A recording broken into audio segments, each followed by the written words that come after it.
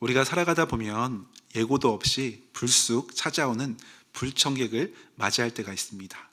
환한 대낮에 찾아오는 손님은 보다 즐겁게 맞이할 수 있지만, 모두가 깊이 잠든 어두운 밤에 갑작스럽게 찾아오는 손님은 우리를 몹시 두렵고 당황스럽게 만듭니다.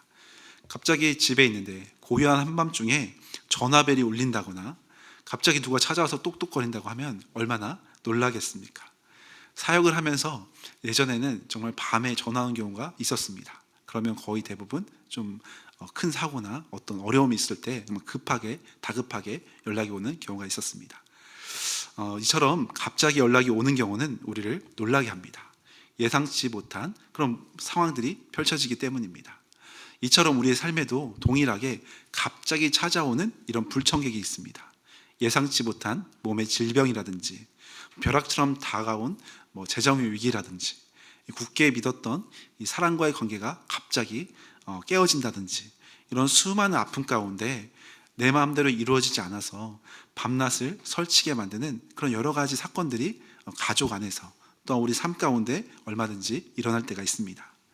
이처럼 우리를 두렵게 하는 인생의 문제들은 우리가 가장 무방비 상태로 누워있는 인생의 어두운 밤에 불청객처럼 우리 삶의 문을 거칠게 두드리고 찾아올 때가 있다는 겁니다.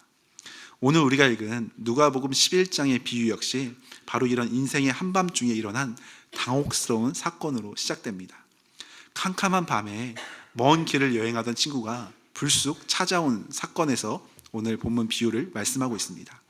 당시 유대 문화에서 나그네를 대접하는 것은 목숨처럼 지켜야 할 명예였기 때문에 서둘러 상을 차려야 하는데, 부엌을 뒤져보니까 먹을 떡이 한 조각도 없는 상황이었습니다. 이처럼 우리에게 한밤중에 찾아온 위기는 두렵지만 더욱 우리를 숨막히게 하고 답답하게 만든 그런 모습들이 있습니다. 바로 그 문제를 해결할 떡이, 또한 방법이 우리 안에 없기 때문에 더 우리를 당황스럽게 합니다. 내가 할 수 없는 내 능력 밖의 일일 뿐만 아니라 내가 가진 지혜로도, 또 내가 가진 형편으로도, 내가 가진 힘과 능력으로도 도저히 해결할 수 없는 내 삶의 안타까운 이 현실을 마주할 때 우린 더욱 절망하게 됩니다. 아마 이 자리에 앉아 계신 분들도 이처럼 공허한 마음으로, 또 내가 할 수 없는 그 사건 속에서 누구에게도 말하지 못한 채 아픔 가운데 앉아 계신 분이 있을지 모르겠습니다. 그렇지만 주님은 오늘 이 비유 말씀을 통해서 우리에게 큰 위로와 격려의 말씀을 해주고 계십니다. 내 힘으로 할 수 없다는 이 어두운 인생의 한밤중이야말로 전능하신 하늘 아버지께 간절히 기도의 문을 열어 주님 앞에 엎드려 간구하는 은혜의 출발점이 될 수 있기 때문입니다. 오늘 비유의 첫 장면은 한밤중에 여행에 지친 친구가 불쑥 찾아온 이야기가 시작되며 전개됩니다. 당시 중동의 뜨거운 기후를 고려할 때 태양을 피해서 밤에 이동하는 것은 흔한 일이었습니다. 이 무방비 상태인 밤에 손님을 맞이하는 것은 주인에게 있어서는 엄청난 부담이었습니다. 고대 근동의 문화적 상황을 보면 당시 유대 사회에서 나그네를 대접하는 환대는 단순한 예의가 아니라, 지금도 이제 유대 그 사회나 중동 지역을 가보면 이 생존과 직결될 정도로 정말 헌신을 다해서 환대합니다. 그래서 믿음의 조상들도, 아브라함도 그렇고 어떤 손님이 왔을 때 굉장히 환대했던 그런 모습이 성경에도 등장합니다. 이처럼 벗이 왔을 때 환대해야만 하는 그런 문화가 있기 때문에 그걸 하지 않으면 마을 전체의 명예와 수치를 가르는 중대한 문제였습니다. 한 개인의 어떤 문제가 아니라 이건 사회적으로 큰 문제가 되는 그런 수치의 문제였습니다. 손님을 굶기는 것은 더더욱이나 주인 개인의 수치뿐만 아니라 가문과 이 사회를 굉장히 명예를 떨어뜨리는 그런 죄악으로까지 여기는 그런 문화였습니다. 그런데 치명적 위기가 오늘 본문에 보면 발생하는 겁니다. 부엌을 아무리 뒤져봐도 이 지친 벗의 상에 올릴 떡이 한 조각도 남아있지 않았다는 겁니다. 당시 마을의 여인들은 매일 아침 그 먹을 떡을 구웠고, 또 밤이 되면 남은 떡이 없는 것이 일반적이었기 때문에 굉장히 평온한, 또 어떻게 보면 평범한 일상의 모습이었습니다. 그런데 손님이 갑자기 찾아온 그 순간 이 사람의 입에서 터져나온 탄식이 오늘 본문 6절입니다. 내 벗이 여행 중에 내게 왔으나 내가 먹일 것이 없노라. 이 헬라어 원문으로 고백해보면 나는 아무것도 가진 것이 없습니다 라는 절망적인 외침이었습니다. 내 명예가 바닥에 떨어지고 내 사랑하는 이가 굶주려 가는데 내 손에는 그 벗을 살릴 만한 능력이 전혀 없다는 고백입니다. 이것이 바로 우리가 예고 없이 맞이하는 인생의 한밤중의 모습과도 같다고 할 수 있습니다. 환한 대낮처럼 내 삶이 평안할 때는 내 힘과 지혜로 어떻게든 살아갈 수 있을 것 같습니다. 그러나 어느 날 갑자기 찾아온 어둠의 밤은 나의 연약한 한계를 뼈저리게 깨닫게 해줍니다. 하나님, 이 문제를 해결할 능력이 내게는 없습니다. 내 손에는 아무것도 없습니다. 이렇게 지금 고백하고 있는 상황입니다. 하지만 우리가 믿음의 눈을 들어서 한번 묵상해 보자면, 만약 내 손에 떡이 넉넉하다면 우리는 결코 힘겨운 시간에 문을 두드리지 않을 겁니다. 솔직히 사람은 자원이 풍족할 때 먼저 하나님을 간절히 찾는 일은 별로 없습니다. 이처럼 진실한 기도는 우리의 연약함과 부족함을 고백하면서 겸손히 이 공허하고 상한 심령을 주님께 올려드릴 때 비로소 시작된다고 할 수 있습니다. 그런 의미에서 우리의 심령은 늘 어디를 향하겠습니까? 성경은 우리에게 영원한 생명의 떡이 되시는 예수님을 향하라고 말씀하고 있습니다. 요한복음 6장 35절에 보면 예수께서 이르시되 나는 생명의 떡이니 내게 오는 자는 결코 줄이지 아니할 터이요 나를 믿는 자는 영원히 목마르지 아니하리라 말씀하셨습니다. 우리를 영원토록 먹이시기 위해서 주님 스스로 생명의 떡이 되시기 위하여 십자가에서 자기의 살을 찢기시면서까지 우리에게 주시기 위하여 이 땅에 오신 분이 예수님이시라는 겁니다. 예수님은 우리가 맞이해야 할 영원한 사망의 한밤중, 갑작스러운 불청객과 같은 이 사건과 고통을 십자가 위에서 대신 다 겪으시고 그분이 철저히 죽어지심으로 우리의 영혼에 영원히 마르지 않는 구원의 떡이 들려질 수 있었다는 말씀입니다. 우리가 가진 능력이 부족하다고, 내가 만난 문제를 당장 해결할 수 없다고 우리가 낙심할 필요가 없는 이유가 바로 여기에 있습니다. 인생의 한밤중은 내 안에 있는 유한한 자원이 아니라 무한한 자원이 풍부하게 있는 예수님의 은혜만을 전적으로 의지하는 그 순간이 바로 우리의 인생의 한밤중에 믿음의 자녀가 나아가야 하는 모습입니다. 연약한 절망의 밤에 영원한 생명의 떡이신 예수님을 더 깊이 만나고 경험하는 은혜의 시간으로 우리를 이끌어 가실 것입니다. 또한 오늘 5절에 보면 이르시되 너희 중에 누가 벗이 있는데 밤중에 그에 가서 말하기를 벗이여 떡 서덩이를 내게 구워달라 이렇게 말하거든요. 내게 떡이 없으니까 이 사람은 한밤중에 이웃집 친구 집을 찾아가서 문을 두드리면서 친구야 내게 떡 3덩이만 구워달라고 말을 하고 있습니다. 그러나 아내는 자고 있던 이웃의 반응은 몹시 냉담할 수밖에 없습니다. 7절에 보니까 그가 안에서 대답하여 이르되 나를 괴롭게 하지 말라. 문이 이미 닫혔고 아이들이 나와 함께 침실에 누웠으니 일어나 내게 떡을 내게 줄 수가 없노라 하겠느냐. 당시 평범한 유대인들의 가옥 구조를 보면 단칸방 같은 이 흙바닥에 온 가족이 돗자리 같은 것을 깔고 짐승들과 함께 바짝 누워 자는 것이 일반 서민들의 삶이었습니다. 또한 밤에는 강도를 막기 위해 두꺼운 나무 문에 이 무거운 문빗장을 단단히 걸어 놓은 상태였습니다. 그러니까 한밤중에 일어나서 무거운 빗장을 문을 열고 문을 여는 것 자체가 곤히 자고 있는 가족들 또 가축들을 모두 깨우는 것이었기에 큰 민폐이고 무례한 행동이었습니다. 이웃이 짜증을 내며 거절하는 것은 너무나 당연한 일입니다. 그런데 바로 이 절망적인 닫힌 문 앞에서 주님은 8절에 놀라운 반전을 말씀하십니다. 8절 말씀인데요. 한번 읽어보겠습니다. 시작. 내가 너에게 말하노니 비록 벗됨으로 인하여서는 일어나 너에게 주지 아니할지라도 그 강청함을 인하여 일어나 그 요구대로 주리라. 여기서 굳게 닫힌 문을 열어 젖히면서 기도의 응답을 이끌어내는 결정적인 열쇠가 평소에 쌓아오던 벗됨으로 인하여서는 주지 아니할 것이라고 합니다. 그러니까 벗됨이 아니죠. 너와 내가 벗이 되고 우정이 있으니까 그것 때문에 내가 일어나 주는 것이다 라고 말하지 않습니다. 그것이 아니라는 겁니다. 이웃의 짜증을 다 이겨내면서 침상에서 일어나게 만드는 힘은 바로 간청함, 벗이 아닐지라도 강청함을 일하여서 내가 요구대로 주겠다, 이렇게 말을 하고 있는 겁니다. 이 간청함으로 번역된 헬라 원어를 보면 아나이데이아라는 단어입니다. 이 단어는 단순히 눈물을 흘리며 애절하게 구한다라는 뜻뿐만 아니라 부끄러움을 모른 채 철면피를 깔고 뻔뻔하게 체면을 완전히 던져버리면서까지 요구하는 것을 말합니다. 잘못 보면 무례할 정도로 뻔뻔하게 막 얘기를 하는 겁니다.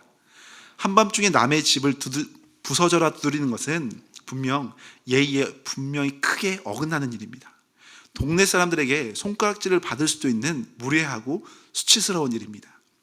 그러나 지금 내 사랑하는 친구가 굶어 죽게 생겼는데, 내 가문의 명예가 바닥에 떨어지게 생겼는데 체면이 지금 무슨 소용이겠습니까? 이런 마음으로 그는 문이 열릴 때까지, 내 손에 떡 세 덩이가 쥐어질 때까지 이웃의 짜증과 그 수치를 무릅쓰고서라도 뻔뻔하게 끝까지 문을 두드렸다는 겁니다. 예수님은 우리가 하나님 아버지의 그 은혜의 보좌로 나아갈 때 바로 이 아나이데이아, 즉 체면을 던져버린 거룩한 뻔뻔함이 있어야 한다고 강조하고 있습니다.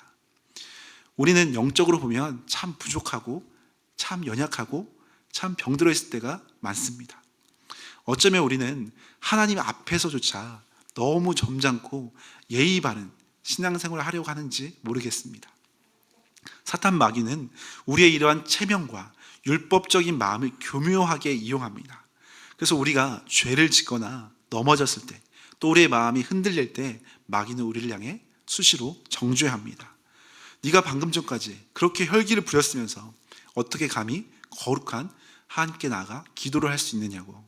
네가 지은 죄가 얼마인데 염치를 불구하고 염치도 없지 어떻게 하나님께 또 기도할 수 있냐고, 하나님께 어떻게 은혜를 구할 수 있냐고. 너는 그럴 자격도 없다고 우리를 향해 거짓된 정죄의 목소리가 끊임없이 공격해올 때가 있습니다. 스스로 체면을 차리느라 율법적인 수치심에 갇혀서 기도의 자리를 피하고 숨고 싶을 때가 있습니다. 그러나 하나님 앞에서는 세상의 염치나 인간적인 체면을 차릴 필요가 없다는 겁니다. 우리의 기도가 응답받는 것은 내가 평소에 기도를 많이 해둔 자격, 이 벗됨으로 인한 자격, 주님께 많이 쌓아뒀다고 생각하는 자격 때문이 아니라는 겁니다. 내가 의롭고 깨끗해서는 더더욱 아닙니다. 우리는 여전히 자격이 없고 염치가 없지만 나를 위해서 십자가에서 모든 수치를 대신 당하신 예수 그리스도의 보혈을 의지하기 때문에 아버지 옷자락을 다시금 용기 내어 뻔뻔하게 붙잡고 나아갈 수 있는 것이 바로 이 믿음입니다. 하나님, 저는 염치 없는 죄인입니다. 내 힘으로는 아무것도 할 수 없는 연약한 자녀입니다. 그러나 예수님의 보혈을 의지해서 또다시 이 어두운 밤에 염치를 불구하고 다시 문을 두드립니다. 저를 불쌍히 여겨주십시오. 도와주십시오. 살려주십시오. 이것이 주님께 나아가는 우리의 진실한 모습입니다. 부끄럽고 부족한 모습 그대로, 또 넘어져 낙심한 모습 그대로 주님께 간절히 구하며 나아갈 때 주님은 우리의 기도를 들으시고 응답하시는 신실한 주님이십니다. 우리가 이 비유를 생각할 때 빠지기 쉬운 오해가 있습니다. 그것은 바로 이 본문의 내용을 유추해서 하나님을 마치 한밤중에 단잠을 깨워서 짜증을 내고 있는 저 이웃 있잖아요. 난 줄 떡이 없다고 하는 그 이웃과 같이 똑같은 분으로 착각할 수 있다는 겁니다. 기도의 비유를 할 때 마치 우리는 간청하고 주님은 안 주려다가 어쩔 수 없이 막 내주는 이런 차가운 주님으로 우리가 오해할 수 있다는 겁니다. 하나님은 내가 밤새도록 문을 부서져라 두드리고 귀찮게 하고 금식하며 때를 써야만 마지못해 어쩔 수 없이 응답해 주시는 분이구나라고 우리가 잘못하게 해석할 수 있다는 겁니다. 그러나 이것은 결코 잘못된 해석이고 오해입니다. 예수님께서 이 비유를 드는 핵심은 비슷함을 강조하는 것이 아니라 저 사람도 저렇게 주었는데 주님도 줄 것이다라는 비슷함을 강조하려는 것이 아니라 정반대의 대조를 통해서 하나님의 크고 위대하심을 극대화하려는 데 있습니다. 유대인들의 랍비 문학에서는 이를 가리켜 칼 바우메르라는 해석 방식이라고 불렀습니다. 유대 율법 해석의 7가지 원칙 중에 하나인데 가벼움과 무거운 것을 대조해서 추론하는 논리법입니다. 그러니까 작은 문제, 이 가벼운 문제가 성립된다면 더 큰 문제, 이 무거운 문제는 당연히 성립한다는 하물며의 논리입니다. 우리가 잘 아는 하물며. 예를 들어 예수님께서 마태복음 12장에서 안식일에 구덩이에 빠진 양 한 마리, 가벼운 문제죠. 이 양 한 마리를 구하는 것이 합당하다면, 양의 생명을 안식일에 구하는 것이 합당하다면, 하물며 양보다 훨씬 귀한 한 영혼, 이 무거운 문제잖아요. 이 한 영혼을 고치고 회복하는 것, 이 병자를 고칠 때 이 비유를 쓰셨거든요. 고치고 회복시키는 것은 더욱 합당하지 않겠느냐, 이런 주님의 말씀인 겁니다. 즉 오늘 본문에서 이토록 악하고 인색한 이웃이라도 이렇게 행동하는데, 사람도 이 정도로 하는데, 가벼운 문제, 하물며 선하신 하나님께서, 아주 무거운 문제, 아주 크신 하나님께서 그렇게 더욱더 너희에게 주시지 않겠느냐 하는 강력한 은혜의 논법을 말씀하고 있는 부분입니다. 예수님의 의도를 따라 본문을 다시 묵상해 보자면, 자다가 깨어서 귀찮아 죽겠다고 불평하는 그 인색한 이웃조차도 밖에서 문을 두드리는 친구의 그 뻔뻔함, 아나이데이아, 그 앞에서는 결국 자리에서 일어나 요구한 대로 떡을 내어주는데, 하물며 그것과 비교할 수 없이 훨씬 크신 우리를 위해 세상에서 가장 귀한 하나밖에 없는 독생자 예수 그리스도를 십자가에 아낌없이 내어주신 그 참으로 가장 좋으신 하늘 아버지께서 어두운 밤에 부르짖는 당신의 자녀들을 어떻게 외면하실 수가 있겠느냐 하는 그 말씀입니다. 이 하물며의 은혜를 로마서 8장 32절에는 이렇게 말씀했습니다. 자기 아들을 아끼지 아니하시고 우리 모든 사람을 위하여 내어주신 이가 어찌 그 아들과 함께 하물며 어찌 그 아들과 함께 모든 것을 우리에게 주시지 아니하겠느냐. 예수님을 우리에게 주셨는데 하물며 그 어떤 것도 우리에게 주시지 않겠느냐 하는 사랑의 주님을 말씀하고 있습니다. 우리가 믿는 하나님은 한밤중에 빗장을 지르고 우리를 멀리하신 분이 절대 아닙니다. 도리어 우리가 그 닫힌 문을 두드리기를 밤이 맞도록 문고리를 잡고 기다리시는 분이 주님이십니다. 우리가 눈물로 뻔뻔하게 그 은혜의 보좌를 두드릴 때 하나님은 왜 또 와서 귀찮게 하냐고 호통치는 분이 아니라, 우리가 입술을 떼어서 아버지, 주님이라고 부르짖는, 어떻게 보면 작게 고백하는 그 순간까지도 하나님 아버지는 버선발로 뛰어나와서 우리를 따스하게 안아주시며 우리를 사랑으로 품어주시는 분이라는 겁니다. 나의 사랑하는 자녀야, 내가 이 밤에 나에게 찾아오기를 얼마나 기다렸는지 모른단다. 혼자 외롭고 얼마나 힘들었느냐. 이제서야 나를 찾아왔구나. 어서 와라 라고 우리를 끌어안으시면서 기도의 자리에서 우리를 환영하면서 붙들어 주신 주님이 바로 사랑의 주님이십니다. 기도는 억지로 하나님의 팔을 끌어당겨서 내 뜻을 관철시키려는 고된 작업이 아니라, 나를 죽기까지 사랑하시는 가장 좋으신 그 아버지의 품에 나의 모든 부족함과 모든 아픔을 온전히 쏟아내는 영광스러운 평안과 안식의 시간입니다. 그러므로 우리의 기도가 때로는 허공을 치는 것 같고, 당장 눈앞에 문이 열리지 않는 것 같고, 아무리 답답할지라도 포기하지 않고 힘써 나아가시기를 바랍니다. 인색한 이웃마저도 열리게 하는 것이 이 간청함이라면, 십자가에서 모든 것을 내어주신 가장 좋으신 아버지께서 우리의 간구에 온전히 선하고 이 완전한 은혜로 채워주시지 아니하시겠습니까? 이 놀라운 하물며의 은혜, 십자가의 은혜를 굳게 신뢰하시면서 오늘도 우리 인생의 닫힌 문을 주님께서 활짝 열어주시기를 거룩한 뻔뻔함으로 담대히 나아가시기를 소망합니다. 말씀을 마무리하겠습니다. 사랑하는 여러분, 요즘 여러분의 인생 속에 어떤 한밤중에 불청객과 같은 손님이 찾아온 모습은 없으십니까?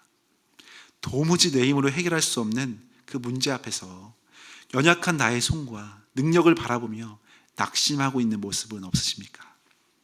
우리의 삶의 닫힌 문을 향해서 거룩한 담대함을 가지고 주님 앞에 나아갈 수 있는 우리 모두가 되시기를 바랍니다. 세상과 사람들 앞에서는 예의를 지키고 체면을 차리고 싶겠지만 우리 하나님 아버지 앞에서는 염치불구하고 간절히 나아가는 자에게 상상할 수 없는 놀라운 은혜를 풍성히 부어주실 것입니다. 하나님, 저는 힘이 없습니다. 주님이 도와주지 않으면 저는 오늘도 살아갈 수가 없습니다. 주님, 은혜를 주십시오. 라는 이런 간절한 마음으로 주님께 부르짖을 때 우리 하나님 아버지께서 분명 가장 선한 손길로 응답하여 주실 것입니다. 우리를 가장 사랑하시는 주님만 신뢰하며 담대하게 나아가는 귀한 믿음의 사람들, 기도의 사람들 되시기를 축원합니다.